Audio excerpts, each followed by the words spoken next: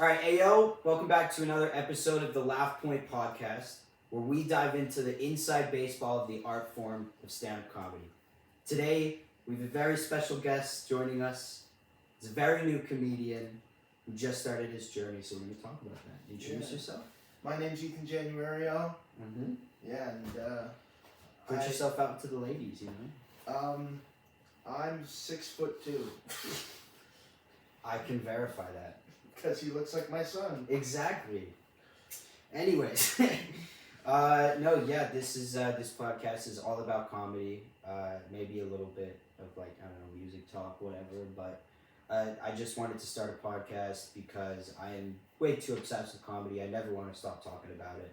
It is very dangerous, and so I want to get people on and just shoot the shit. So first things first, how did you get into comedy? Like, what was the... Do you want the actual reason or I want the reason? I want the actual reason. My dad died. And a real comedian is born, everybody. Yeah. That's how you know, bro. Fuck, man. Yeah, my dad died. Fuck, I'm sorry to hear that, bro. It's alright. But hey, me too. I'm kidding. God damn. I mean, honestly, it was just because when he died, I was sad, obviously. Right. And comedy was kind of just an escape of a way to make me feel happy. Absolutely. Yeah. So it's if I could be that for somebody, then that would make me feel better. And I talked to a comedian a while back, Kevin Singh, I think. I think I actually might have texted him a little bit ago. No, different one. Anyways, yeah, and I told him, I was like, yeah, no, I volunteer on Fridays. I go to the homeless shelter, and I just hand out food and shit. And he's like, wow, so your dad died, so you want to make people feel better, and you also give back to the homeless? Wow. You're way better than me. I just got really high. God damn, bro. Oh, man. No, I mean, holy shit, that's one way for sure. I mean... Yeah. I think comedy to most, if not all, comedians kind of start from a dark place. You know, like in terms of wanting to do it. We're filming a podcast right now. Sorry, my roommate's walking in. Oh. Sorry, I didn't tell you. I forgot to text him. We'll leave this in. So, that's okay. Huh? Yeah. Have fun. Heck yeah. What were we saying? Yeah, no, it always kind of comes from a dark place, and I feel like the darker the darker the place you come from, kind of the more you reach into, you know, more personal stuff. Oh yeah, 100%. 100%. Yeah. Caught my whole flow. Yeah, man. No, for me it was because I was so autistic and just so energetic and out of control, and nobody could handle me. And so my mom was a paramedic, and my dad was why am I saying was? They still are. My mom's a paramedic, and my dad still works for Camford. Yeah, Dad. Oh my god, yeah, it's What's crazy. that like? It's pretty fun, man. You should try it. You should try being tall sometime. Oh fuck. Yeah, no, but I remember when I was with my mom, she would always just, whenever we went out to the grocery store, she always had Sirius XM comedy rolling, and so I would just listen to that, and I loved it. And then one day I came home and I watched, do you know Drew Lynch? The guy, he was on America's Got Talent, he had the stutter. No. Back in 2013, 2014, so... I was 4. So I was around 10, 11. Damn. And so essentially, I remember going home one day and just finding it in the algorithm, his first, big thing before he got the golden buzzer. Yeah. And I remember just watching it and being like, fuck, I want to do that. That would be so cool if I could just make people laugh like that. And I just kind of brushed it off. And then I watched Bert Kreischer's Machine Story. Oh, I love Bert Kreischer. And so Bert Kreischer, the second I saw the Machine Story, that was he was the first comedian I like actually watched regularly. Oh like, yeah, I me would, too. and so like the second I found out about him, my mom showed me all of his specials, and then from Bert it was like, then she showed me like Jim Gaffigan and John Mulaney and all of these fucking killers, and I just started just, and then ever since I was just obsessed with comedy. So then every time we went out and did something, it was always Sirius XM Comedy Radio, because it's just like pure gold of just one after another, just stand-up acts. So I remember that, and that was like the best, just driving and listening to comedy, especially on road trips. So, and then like years later, I'm in college, trying to become a lawyer. Damn. Funnily enough, I was actually, I even had it planned out. I was gonna go to Red Deer Polytechnic. I was gonna take 2 years, get my Bachelor of Arts in History, and then I was gonna transfer to the U of A, get my degree in classics, and then I was gonna go to law school. I had it all planned out and everything. Classics. I have friends that take that and they hate it. Absolutely. It's the fuck. You're like classics, and then they like hit you with like, oh, it's like ancient Greece and Rome, and you're like, oh fuck, cool. And then you go to the class, and it's like a whole 4-hour class on one dude that wore like a metal penis around his neck for whatever reason, and somehow it represented peace or some crazy shit. And then I remember it. You want to know what's funny? It was an ancient Greece and Rome assignment where we had to out of our interest, like find something and compare them to like someone from ancient Greece and Rome. And no fucking joke, for my person, I chose Kanye. What the fuck? What? I actually chose Kanye and I got an 85%. What the fuck?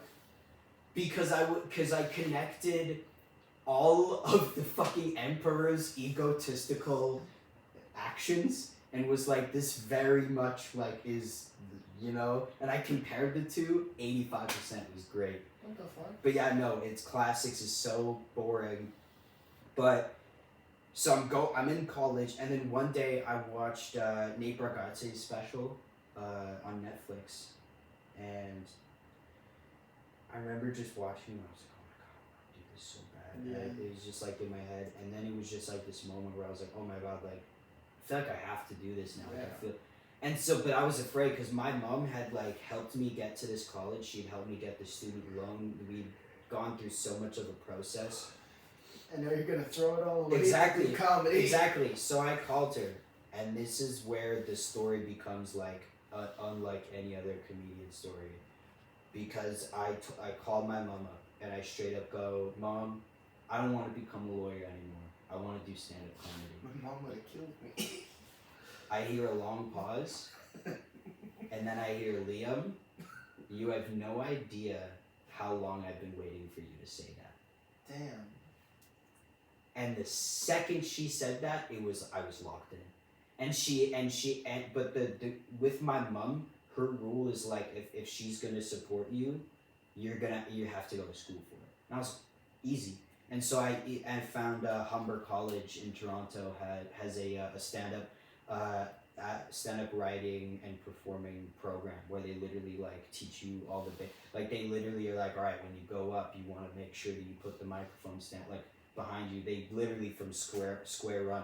And the coolest thing is like every week on Tuesday at Yuck Yucks they would have a Humber night where all the comedians I think for the first couple times you do 2 minutes, and then after a while it's 3 minutes, and then 4, and then 5, and you just keep getting Yuck Yuck stage time. It was so cool. But yeah, I'm just so surprised that she said that, and the second I found Humber College, she helped me apply and she helped me move and find a place and everything. And while we were in Toronto, I almost got a place, but we were scammed. Because we had sent them the money, and they said that they were going to send us the key to the house, and they never did. Damn. It was like $2,000 that my mom said. Fuck? Yeah, it was insane. That's... Yeah, so I would shoot him. Funnily enough, if that all worked out, I would have been living in Toronto right now. But obviously, yeah. God. I mean, bro, say what you want to say. I was up 21 times a week. Damn. I was doing my first 4 months, I was doing 84 shows a month. What the fuck? And I did the math. In my first 4 months, I did over 380 to 400 shows. Damn. And that can really only happen in Toronto or New York or like because literally from Sunday to Friday, they have like 2 to 3 open mics running. Yeah, that's like with Edmonton, but in Edmonton it's like Monday to Friday. Yeah, because actually because now it used to be like Tuesday. Obviously Tuesdays are like the big day because you can if you're lucky you can do the comic strip and black bar and workshop all in one night, right? That's like the dream. Yeah. But so yeah, there's those 3 spots. But yeah, in terms of Edmonton's, they're I mean, I do want to talk about the scene overall, so we'll get more into it later. But the open mics, I feel, are less like I only know of maybe 1 or 2 open mics, and the only one I could think of right now is the Gen Pop on Fridays, like the sign. And then on Mondays is a revival. Mondays revival, and I think on Sundays they do.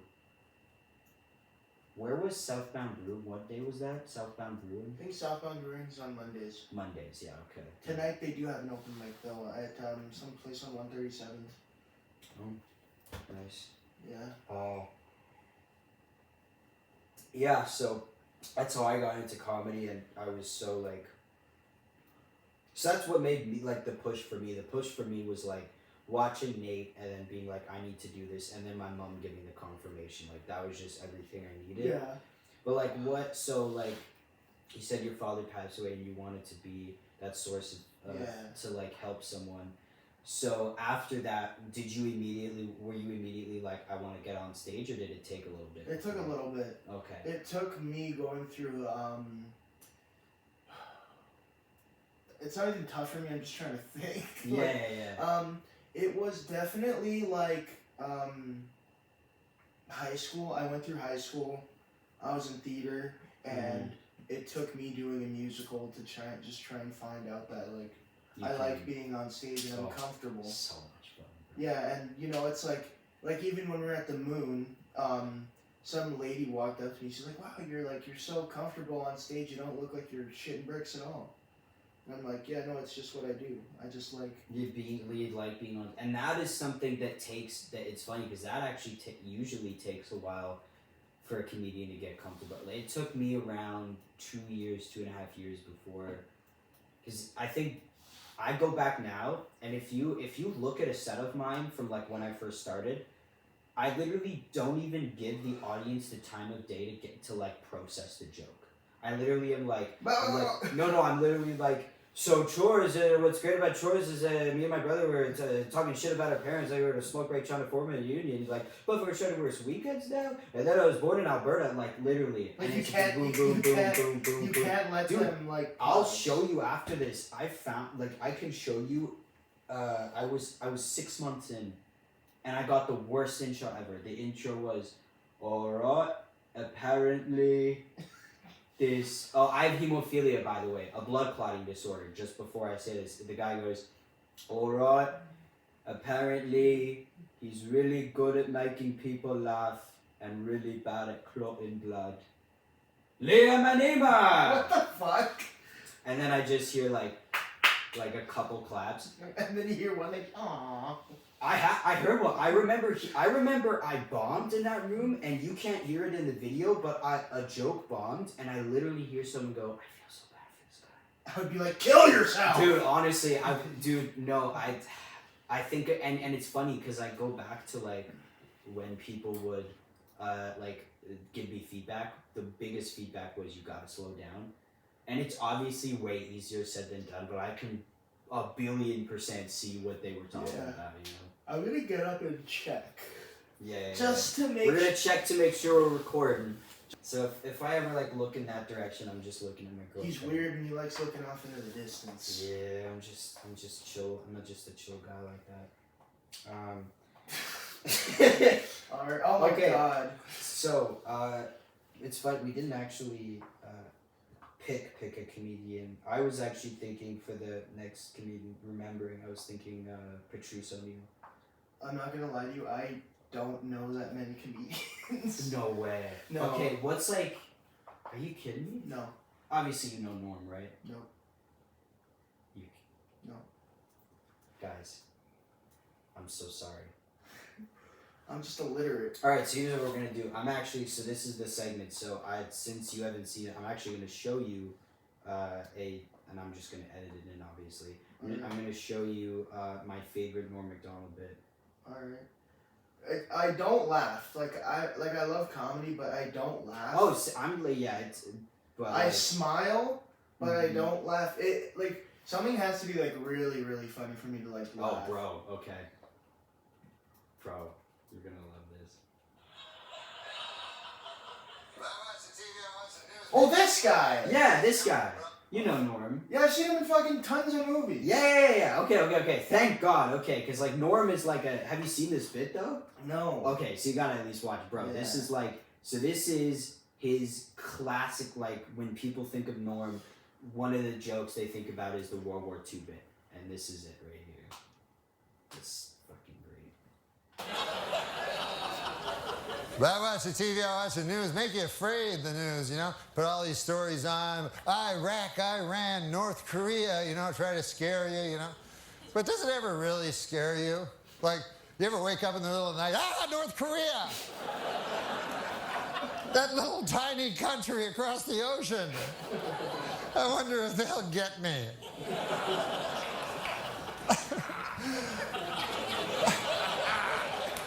Plus, didn't MASH settle that like 20 years ago? Why'd I have to watch that stupid show?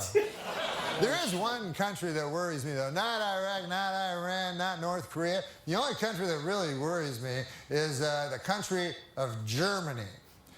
I don't know if you guys are history buffs or not, but...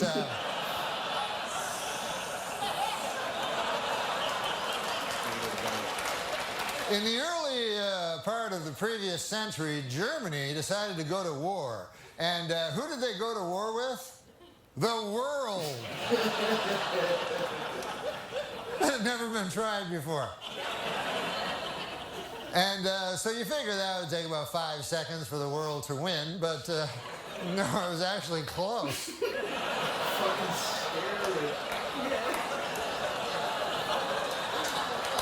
Then about 30 years pass, and Germany decides again to go to war, and again it chooses as its enemy the world. And this time they have that guy, Schkankly, that guy. I'm not even going to dignify him by saying his name, but I think you know what I'm talking.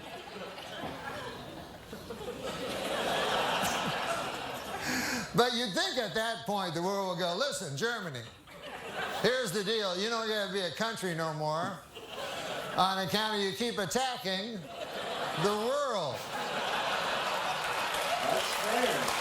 You know my favorite? Okay, there's this comedian. He's German. I don't know if you ever met him, but he's like German. He's like, oh my god, no, I have to show you this vid. Actually, no, I can't. Just send it to me. But he's like, have you ever Wikipedia the German history? Because like the guy's like, aren't you upset that like German people are like portrayed as a bad guy? He's like, you know why I'm not? Have you ever Wikipedia German history? And dude, I fucking died laughing because it's like holy shit. Oh my god, bro.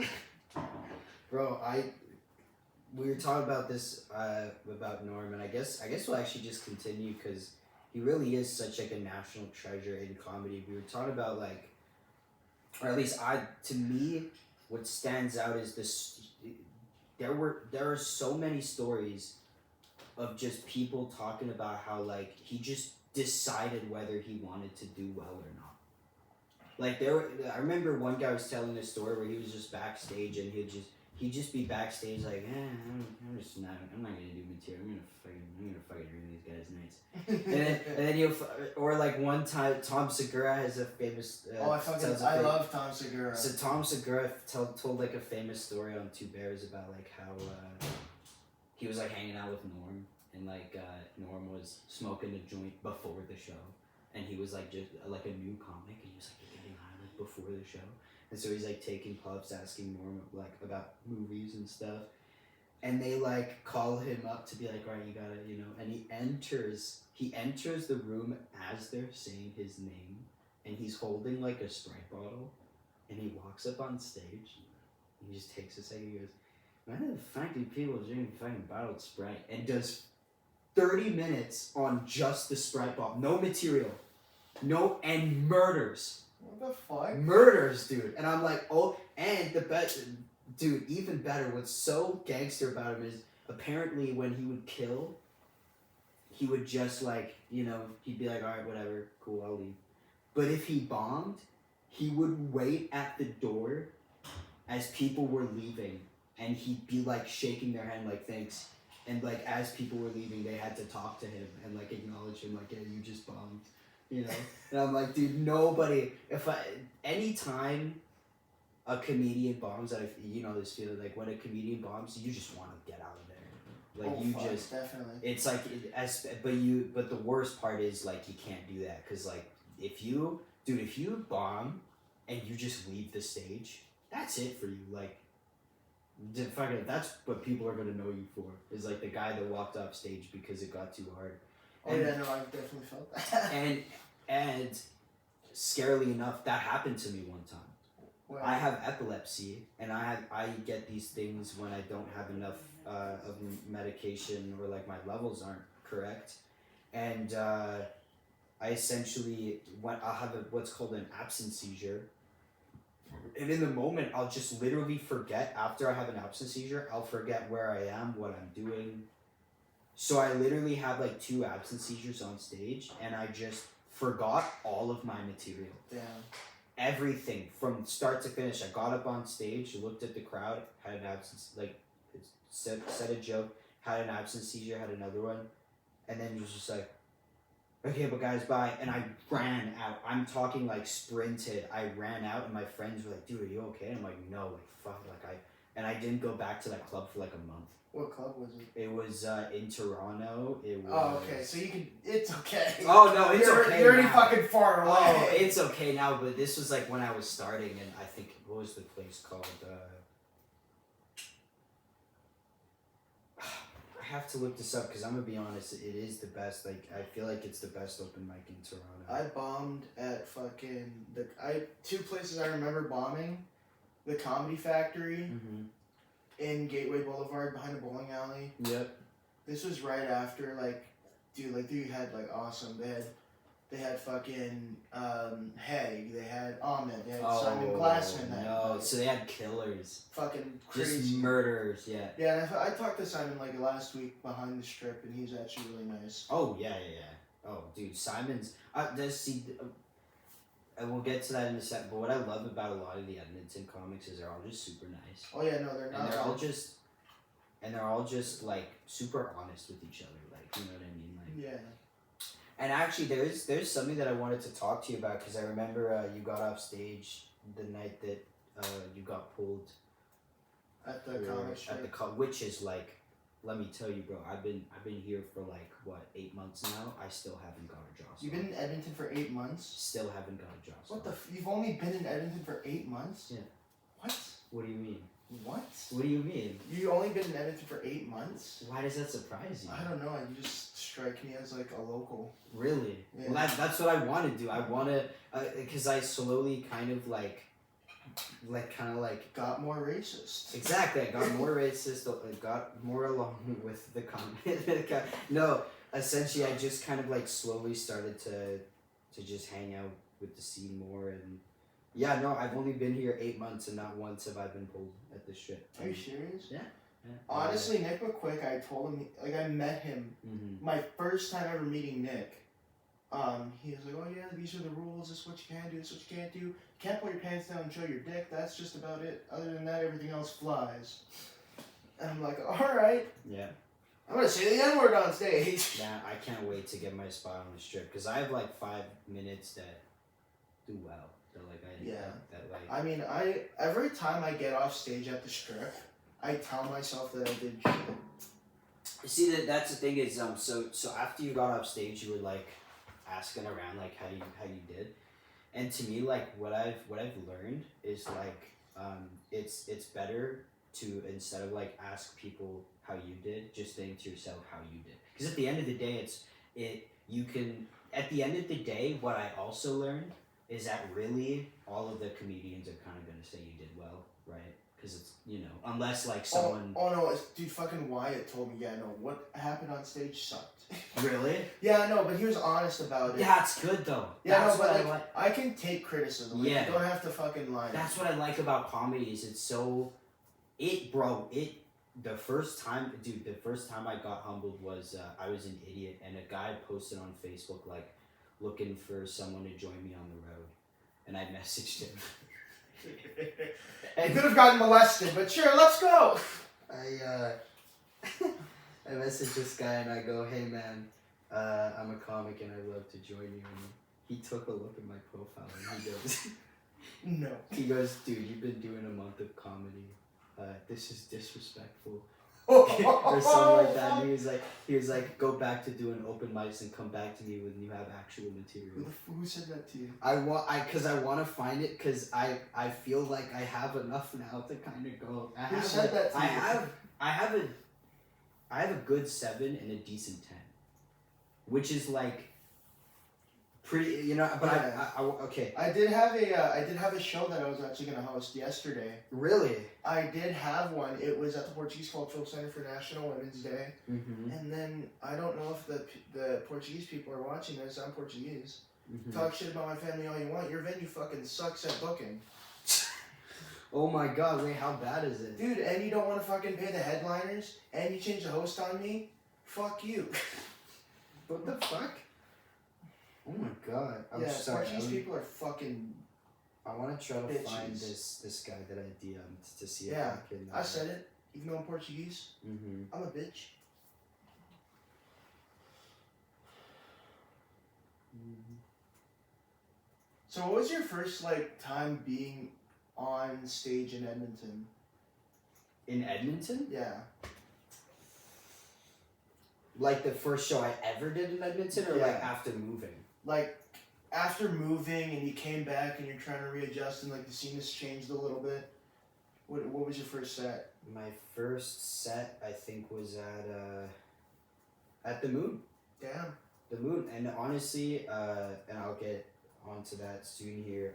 I honestly think that that the Moon is the best venue. Oh fuck yeah! No, everybody's high and they'll laugh at all your jokes. Not only that, but I wanted to say it on my Facebook post, but I didn't want to disrespect all the other hosts who run other because I'm gonna be honest, all every show, every top tier show here in Edmonton is fucking incredible. The production is insane. Everyone goes all out. Yeah. Just everyone here wants to help each other. Everyone wants to go on everyone's podcast. Everyone wants to go on everyone's shows. So it's just great. But yeah, the first time I did was the Moon. And I remember walking in and I was already blown away just by when you walk in and there's just all the art on the walls and there's literally a couch with a whole gaming area. And I'm like, what the fuck? And then you go to the showroom. Allegedly, where Jaron Drew made a woman feel uncomfortable. Allegedly. So yeah, but I remember, and then it was the first time seeing an actual green room, a well put, because the Yuck Yucks Pro-Am green room is literally just a corporate office. Exactly. You literally just walk in and it's just two tables to have water for the comedians, and then 2 chairs in the corner, but 99% of the time you're standing. Oh yeah. But this was the first time I saw an actual legitimate green room, and it was awesome. So, dude, that green room is so nice. When all the comics are around the couch, passing around joints, fucking writing, just shooting the shit. There's nothing better than definitely. That. I mean, I was lucky enough to go on a Sunday smoke show. It was my first week actually going out and just doing stand up. Yeah. And fucking killed. Yep. I did amazing I don't know if you've seen my first set at a Sunday smoke show. No. But it's on my Instagram and I feel like I did amazing. Everybody was laughing. My sister heckled me. Yeah. And then she tried to heckle Daniel, and Daniel's like, "Shut the fuck up, you stupid bitch." Yeah, no, dude. Daniel doesn't. Dude, he even like tried running a heckler show for a little bit, but I could not imagine. bro, that. he tried. Worst of all, he tried running a heckler show at a university. Where like woke people breed there, you know what I mean? Oh it's fuck! Like, I would have a field day. I would have so much fun. It's like, bro, and you know what's funny is they were doing the show, and then I signed up for it, and the show that I was supposed to be on, it got canceled, and then the entire thing got like just shut down. Wow. Literally, like the next day, Daniel was like, "Hey man, you can't do the show for the reasons of it got shut down." And I was like, That's "What?" insane. And he was like, "Yeah, we would maybe get like 2 to 3 people, and they didn't get what the show was. They didn't understand it." And I'm like, "Yeah, honestly, at the U of A towers, like it's just not a good like it's." Bro, but fucking McEwen, and it would kill. Well, no, actually, no, McEwen. So I think it was at McEwen, but like, dude, like the shows were just apparently not doing the best, so they had to shut it down, unfortunately, which just sucks because like Daniel's such like, he's such a great like guy to just hang out with, and he's so honest with you too. Yeah, no, like wait, I'll show you this DM that he sent me. Dude, I remember we were writing jokes. It was so fun. I was trying to like pitch him jokes from my phone, and I remember I read him one, and then he just, as he's driving, he just goes, "It's just not funny," and I just started laughing, and he was like, "What?" And I'm like, "I just love how honest you are with me, like Sorry, oh, that's my cousin. Oh. That's a cousin that knows Neil Patrick Harris. Oh shit! Yeah, you were. This fucking that actually, I want to talk to you about that. So his fucking cousin is like friends with Neil, like friends with Neil Patrick Harris. Like apparently Neil Patrick Harris held his cousin when they were a baby. Yeah, that's what my mom said.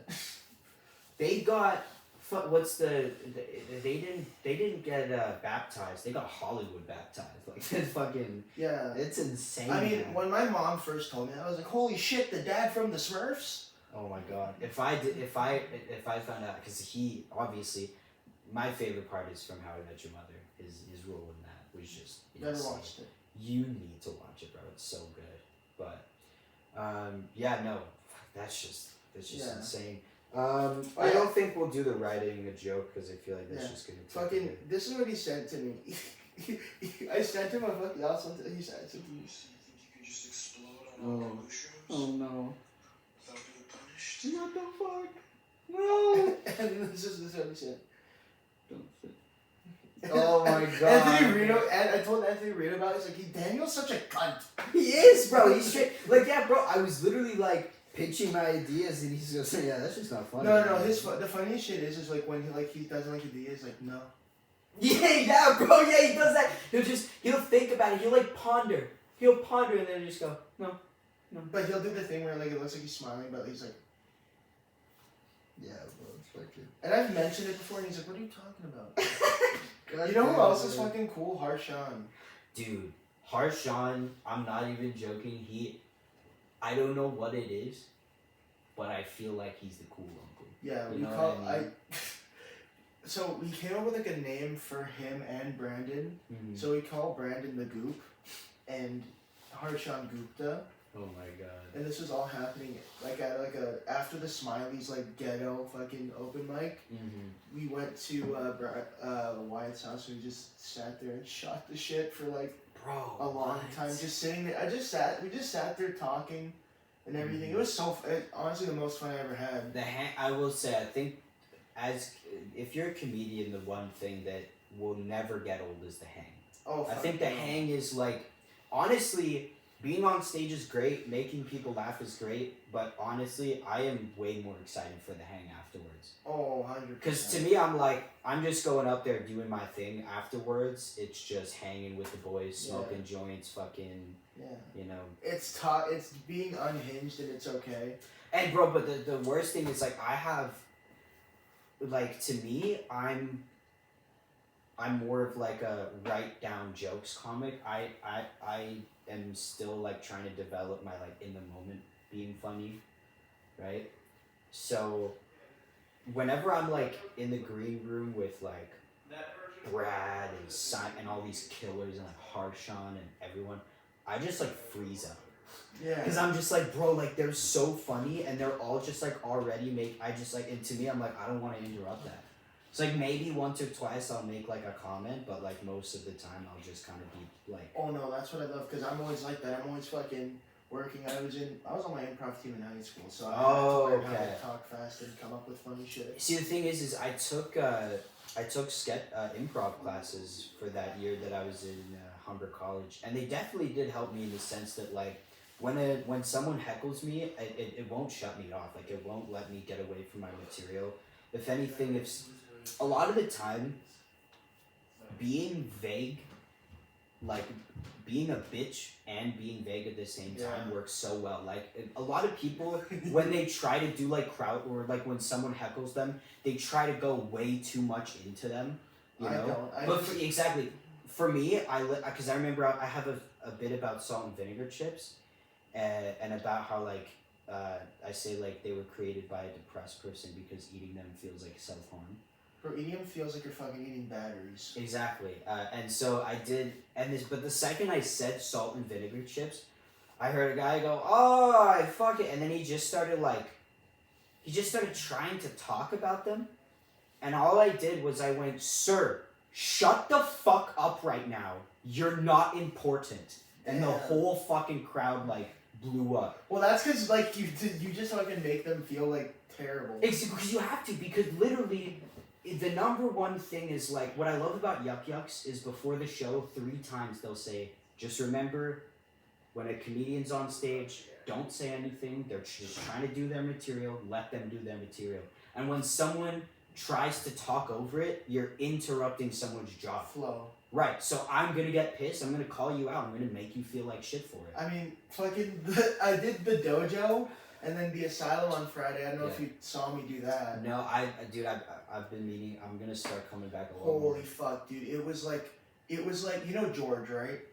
It was like the hating George hour. Like everybody was pissing on George. Oh my god, bro! It was so bad. And then George tried again because I was making fun of him. And then he's like, "Oh, your fucking dad's dead." And I'm like.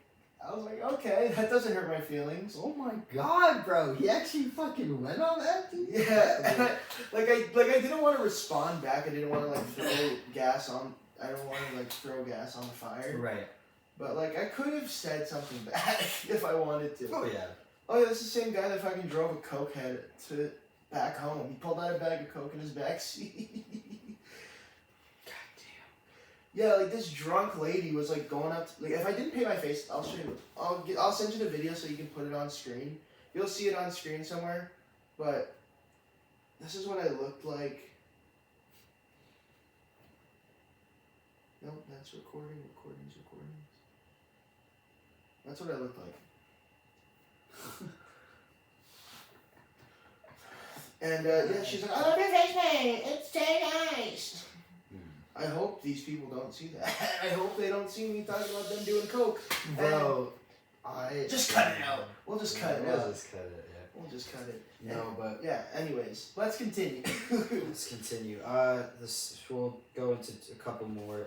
So music versus comedy. This is something that I wanted to kind of get into. I don't know. Southbound Brewing. There we go. Okay, that was for a beer. Any days. So music versus comedy. This I wanted to get into, not for too long, but my brother is a producer and I'm a comedian, and so we get into quite a bit of discussions about like mostly about which is the harder art form.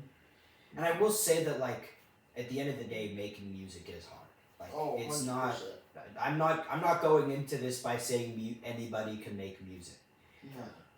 But if you're comparing like music to comedy, I think that comedy is a harder art form because it is so humble, and it is, to me, it's the art form of the 50-50. Because you go up on stage and you don't know these people, and these people don't know you, and you have to, with your ideas that you came up with on your own, have to sit there and make them laugh, and it's fucking and dude, like you try so, and dude, like that first laugh, when you get that first laugh, bro. Oh, dude, when I did the Comedy Factory, my first set, I killed. Bro, dude, I can get into my first set in a minute because my first set was like a whole fucking story. Like, I was working at a Camp Kindle outside of Water Valley, which is like 15 minutes from Calgary. And I was working there, and we were hosting this group, Camp Hoo-Ha. Shout out Camp Hoo-Ha and Lori Gibbs. They literally just a bunch of middle-aged women who wanted to get drunk and high and do camp shit. And it was literally like, out of every group that we took care of, that was like the best one, because it was the only one where we didn't have to lock up the alcohol and drugs. Like, we didn't have to put all our shit in and lock it. Because usually what would happen is, like, before a group of kids would come, we'd have to lock away like all the alcohol and weed and stuff, and then they would like take, like, I don't know, but they would lock it, and then like none of us knew the code, and then they'd unlock it once the group left.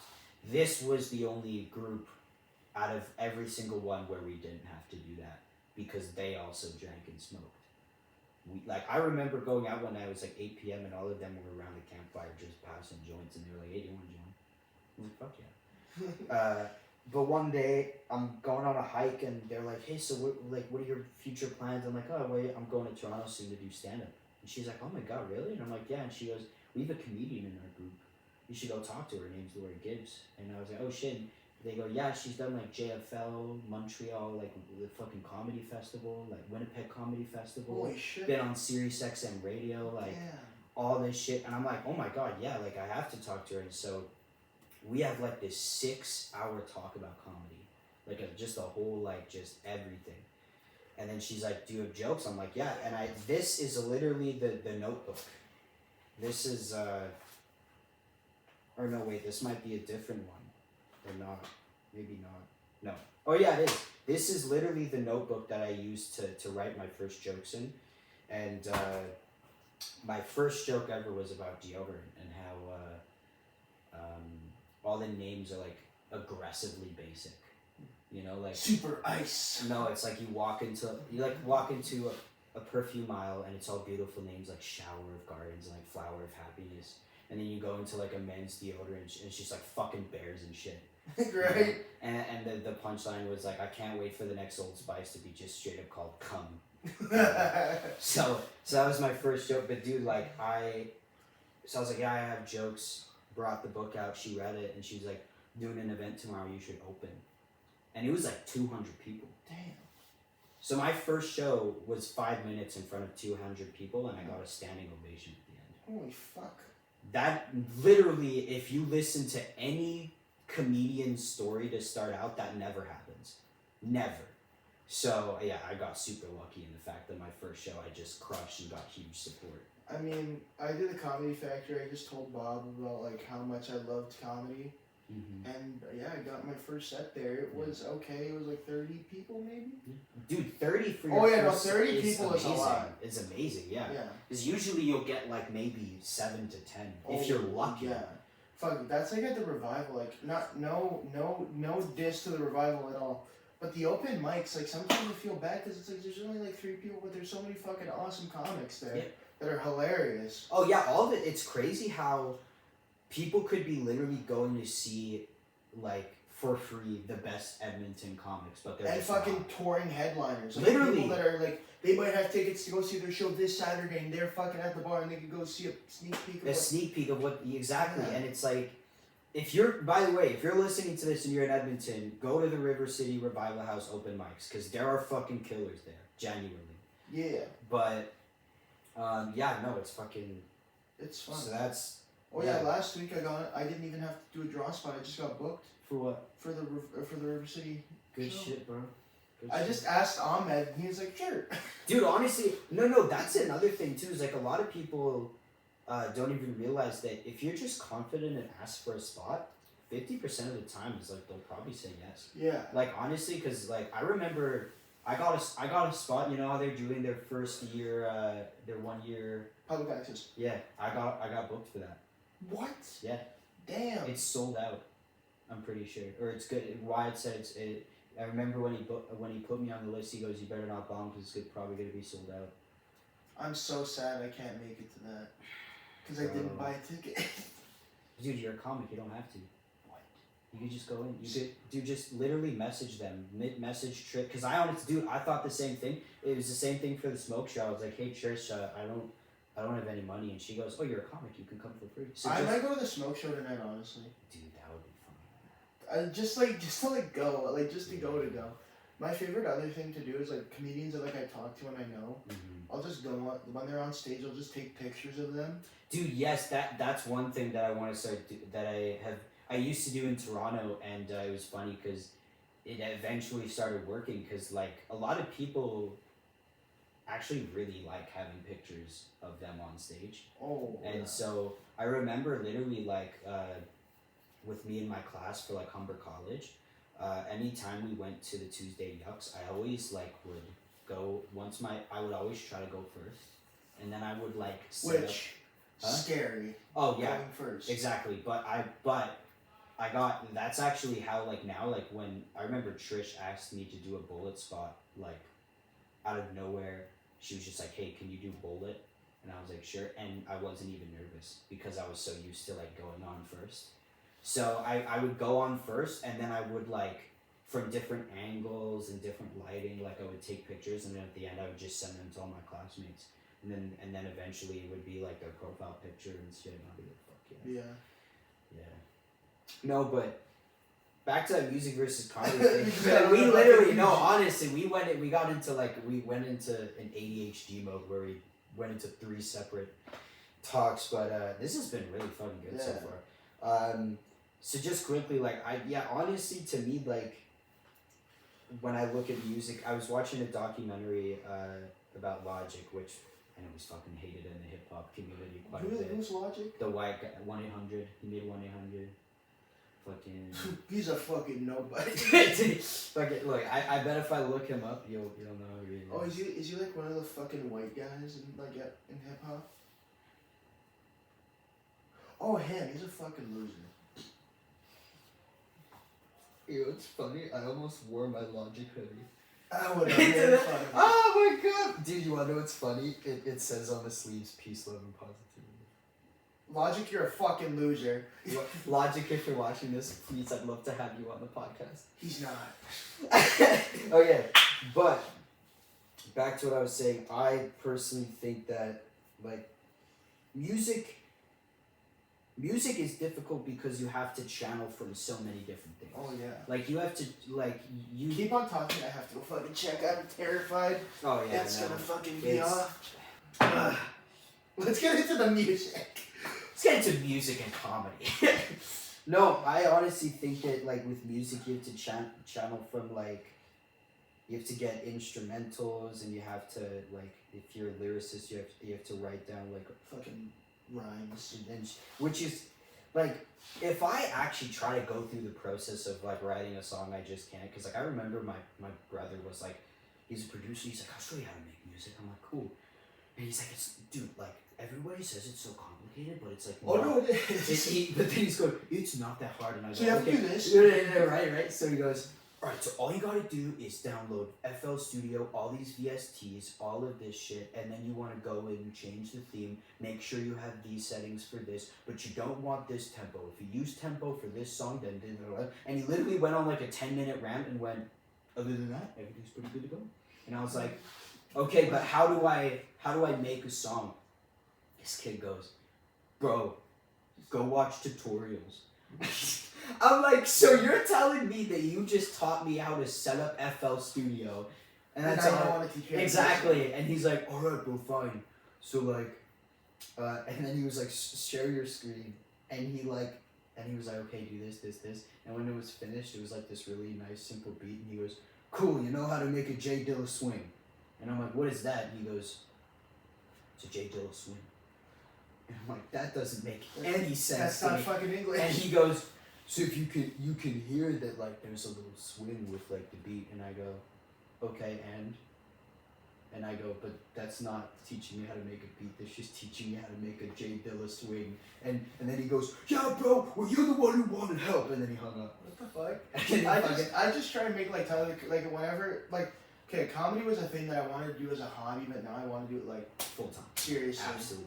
But music is a thing that I do on the side. Whenever I try and make music, it's just like shitty little like fake Tyler the Creator. beats that I Yeah, try and bro. make.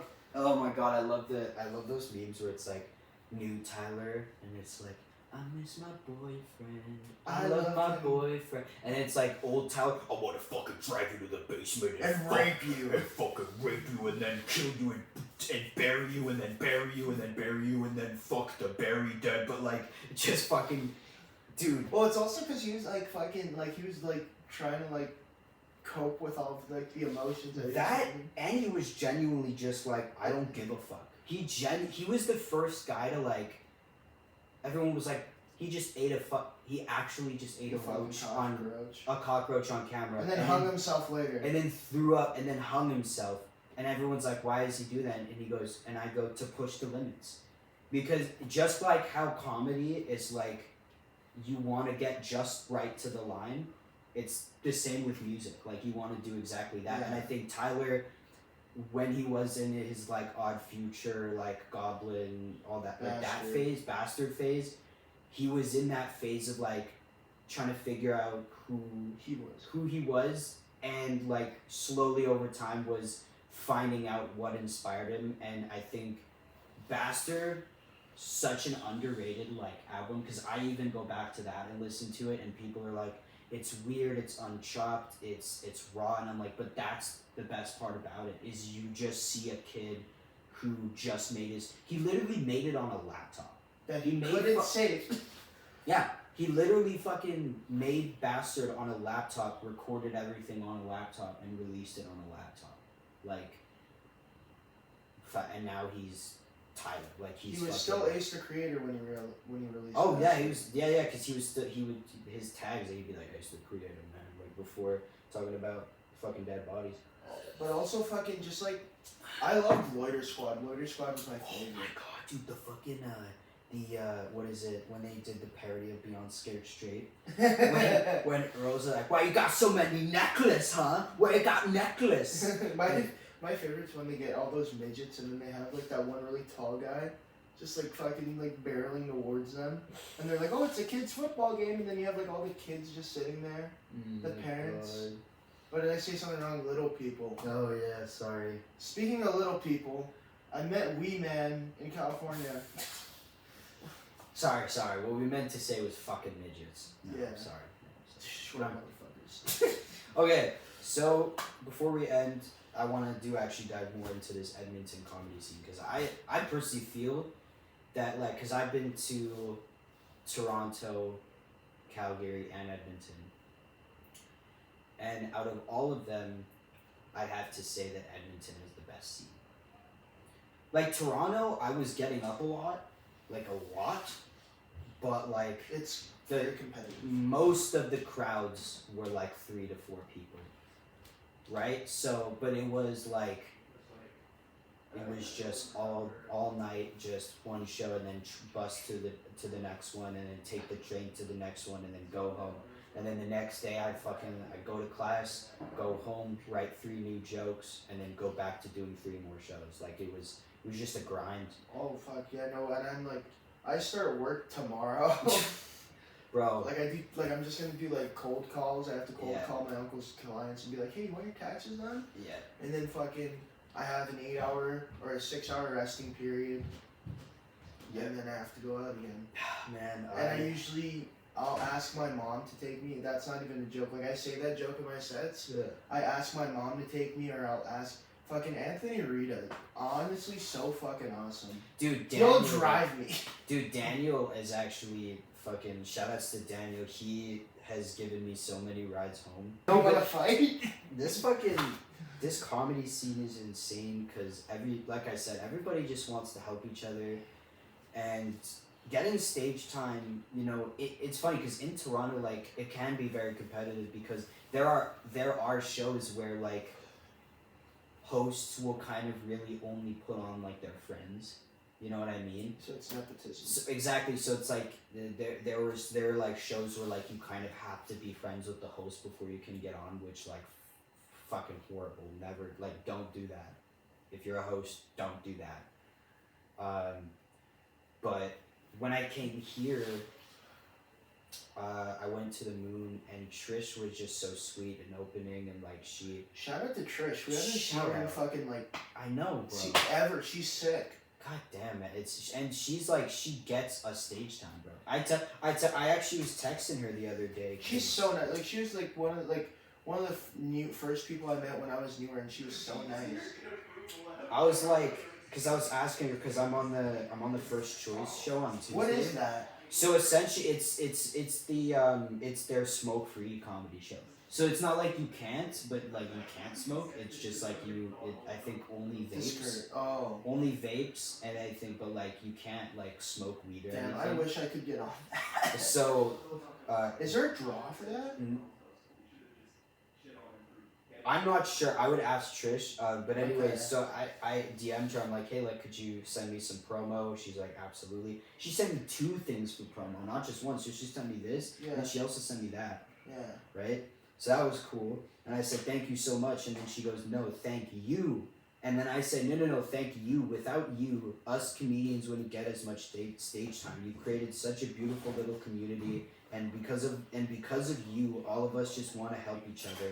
Thank you for booking me, and I can't wait to do more shows. Like, genuinely, like she You're fucking this fucking glazer. exactly, bro. No, like No, honestly though, that she's so nice. Like, I she's so love her. fucking nice, bro. And I Also, Dave's awesome.